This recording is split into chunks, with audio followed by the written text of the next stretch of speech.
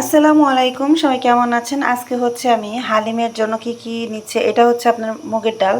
এটাকে একটু ভেজে নিতেছি, হ্যাঁ। আর এই কাপের মেজারমেন্ট অনুযায়ী হচ্ছে আমি আজকে হালিম তৈরির জন্য নিব। তো আমার আজকে কি কি লাগতেছে আমি সেটা একটু দেখাই।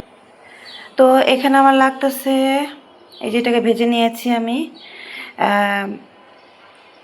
মাসকলার ডাল, খেসারির ডাল, মসুরির ডাল, তারপর হচ্ছে বুটের ডাল, আর এটা তো আপনারা চিনে নিয়ে যে বললাম।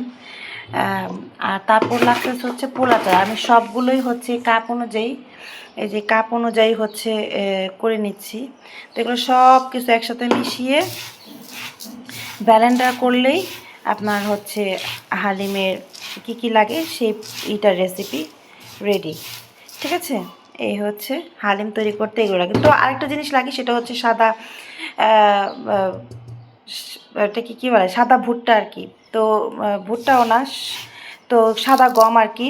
তো সাদা গমটাই হচ্ছে আমরা দেইনি, ওইটা একটু স্কিপ করছি। আর বাকি সব কিছু এগুলো হচ্ছে হালিম তৈরিতে লাগে এবং খিচুড়িতেও লাগে।